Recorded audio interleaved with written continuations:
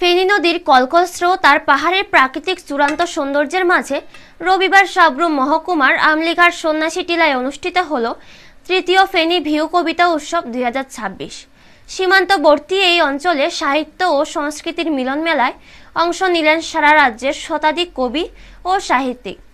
উদ্বোধনী অনুষ্ঠানে বিএসএফ মহাপরিদর্শক অলোক চক্রবর্তী বলেন, কবিতা মানুষের মনন ও মানবিক চেতনাকে সমৃদ্ধ করে, পাশাপাশি সীমান্তবর্তী অঞ্চলের সাংস্কৃতিক চর্চা জাতীয় ঐক্য ও সামাজিক সম্প্রীতি আরও দৃঢ় করে। তিনি ভবিষ্যতে এলাকার শিশু শিক্ষা ও সাংস্কৃতিক উদ্যোগে বিএসএফ এর সহযোগিতার প্রতিশ্রুতি দেন। প্রধান অতিথি হিসেবে ছিলেন পোয়াংবাড়ি পঞ্চায়েত সমিতির চেয়ারপারসন মণিবালা বৈদ্যদত্ত।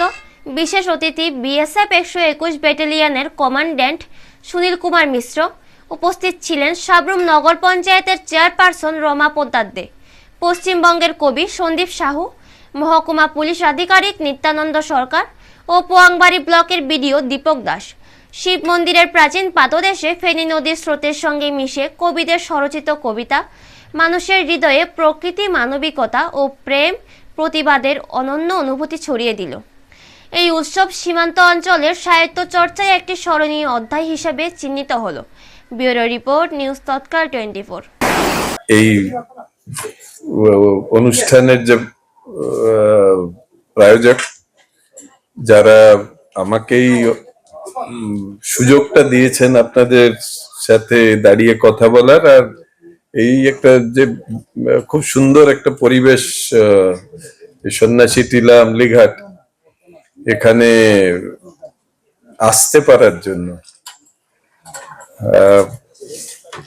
কিছু ছিল, কমিটমেন্টস ছিল, কিন্তু যখন আপনাদের প্রায়োজকদের প্রতিনিধি আমার কাছে গেছিলেন, তো দুটো জিনিস আমাকে অ্যাট্রাক্ট করেছিল যে আমি কিছুটা টাইম বার করে আসতেই হবে বলে।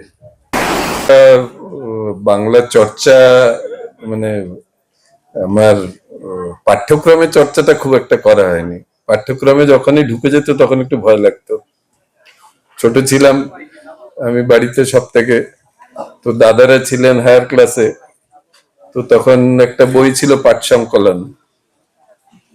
9-10-এ দুটো পাঠ ছিল, 9-10-এ পড়ানো হতো। তাতে সেই যেরকম এখনো খেয়াল আছে, শরৎচন্দ্র চট্টোপাধ্যায়ের মেজদা বলে গল্পটা ছিল, দ্বিজেন্দ্রলাল রায়ের আমাদের ভারত আমার ভারতবর্ষ কবিতাটা ছিল, এইসব। তো এই দাদাদের বইগুলো উঠিয়ে পড়তাম।